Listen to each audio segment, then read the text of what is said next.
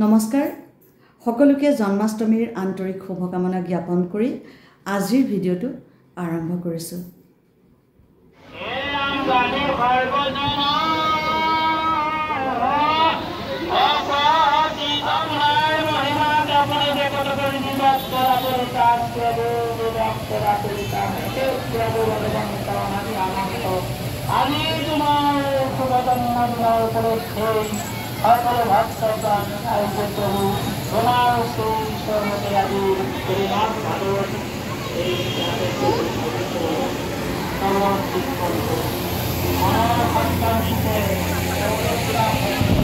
কি নাম তোমাৰ?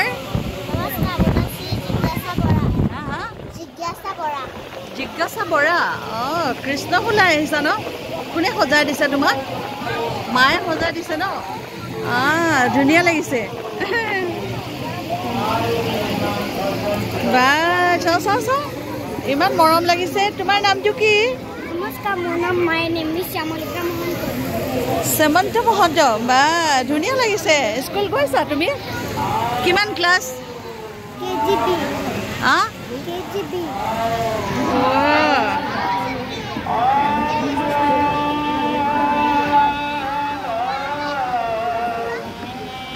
এয়া হৈছে আমাৰ নগাঁৱৰ কলংপাৰ শিৱ মন্দিৰ আৰু আজি ইয়াত বহুতো মানুহৰ সমাগম হৈছে। ইয়াতে জন্মাষ্টমী উদযাপন কৰিছে, লগতে বিশ্ব হিন্দু পৰিষদৰ ৬০তম প্ৰতিষ্ঠা দিৱস ইয়াত উদযাপন কৰিছে।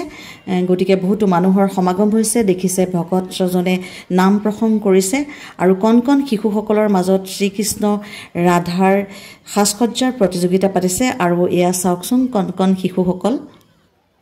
তোমালোকে কি সাজি আহিছা?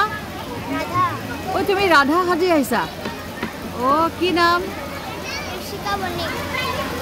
ঋতিকা। ঋষিকা বণিক। আৰু তুমিও ৰাধা? আচ্ছা।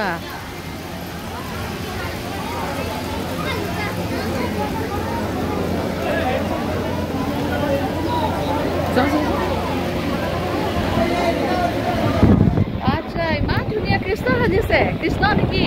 হয়।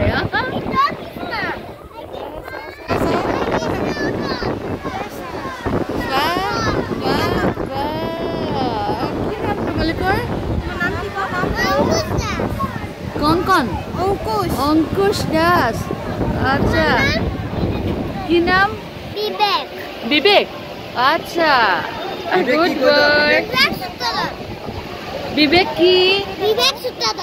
বিবেক সূত্রধর। গুড বয়।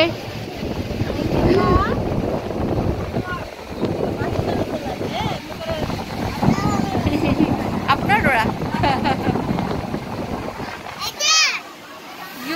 ইমান সৰু ৰাধা। বাচ্চা একদম। আচ্ছা, কি নাম তোমাৰ? কি নাম? শ্ৰীকৃষ্ণ। ৰাতিপুৱা ৮ বজাতে প্ৰতিযোগিতা অনুষ্ঠিত হৈ গৈছে আৰু এতিয়া বঁটা বিতৰণি আছে। বঁটা হিচাপে মই পুনতেই আপোনালোকক ট্ৰফি দেখুৱাইছোঁ আৰু একোখনকৈ শ্ৰীমদ ভাগৱত গীতা প্ৰদান কৰা হ'ব তেওঁলোকক। আৰু এতিয়া মঞ্চত এখন সভা অনুষ্ঠিত হৈ আছে। সভাখন শেষ হ'লেই বঁটা বিতৰণি হ'ব। আৰু আজিলৈ মই আপোনালোকৰ পৰা বিদায় লৈছোঁ। নমস্কাৰ।